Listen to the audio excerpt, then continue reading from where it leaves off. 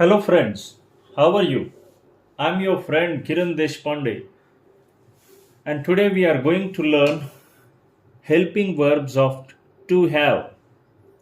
होय मित्रांनो, आज आपण to haveचं सहाय्यकारी रूप शिकणार आहोत. म्हणजेच आज आपण had हे सहाय्यकारी क्रियापद कुठे वापरतात हे शिकणार आहोत.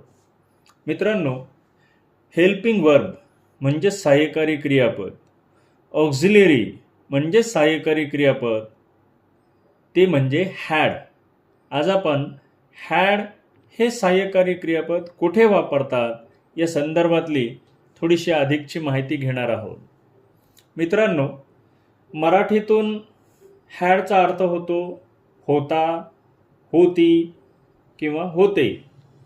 परंतु याचा अर्थ हे होता, होती, होते म्हणजे क्रिया पूर्ण झाली या अर्थाने दर्शविण्यासाठी होतो. हे महत्त्वाचे तुम्ही लक्षात घ्या. हे अतिशय महत्त्वाची गोष्ट आहे.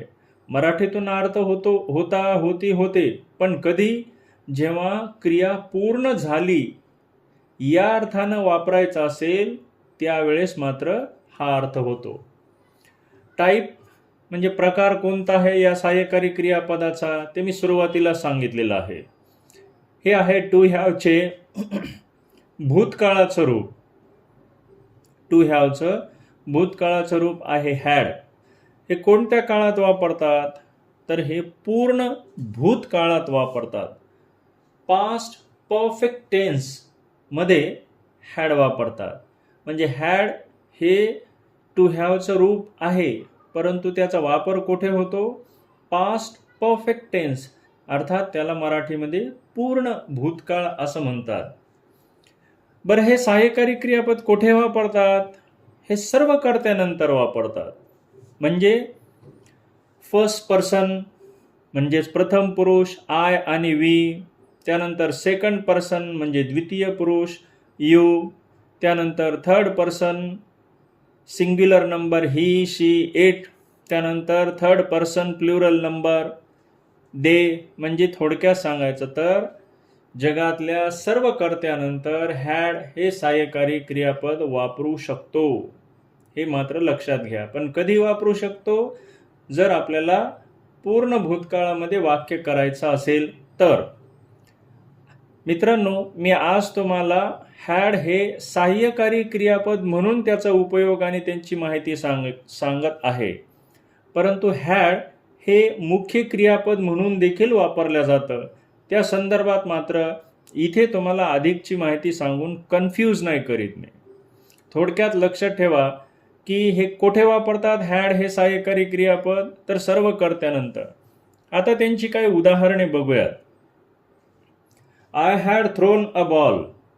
मी चेंडू फेकला होता. बघा, मी चेंडू फेकला होता. चेंडू फेकण्याची क्रिया पूर्ण झालेली आहे. He had seen the movie. त्याने चित्रपट पाहिला होता. He had seen the movie. You had collected the marbles. You had collected the marbles म्हणजे तू गारगोट्या गोळा केल्या होत्या. नदीमध्ये किंवा समुद्रामध्ये ज्या गारगोट्या असतात त्यांना मार्बल्स असे म्हणतात. You had collected the marbles. तू गारगोट्या गोळा केल्या होत्या. They had open the door. त्यांनी दरवाजा उघडला होता. मित्रांनो, इथे जर पाहिलं तुम्ही वाक्याच्या सुरुवातीला तर हे वेगवेगळी कर्ते आहेत.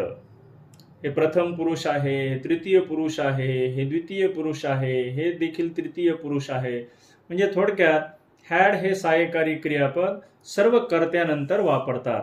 मित्रांनो, आज फक्त एवढंच लक्षात ठेवा, हॅड हे सहाय्यकारी क्रियापद आपण कुठे वापरायचं या संदर्भातली अधिक माहिती घेतली, हे शिकलो. भेटूयात पुढे एका नवीन व्हिडिओमध्ये. थँक्यू.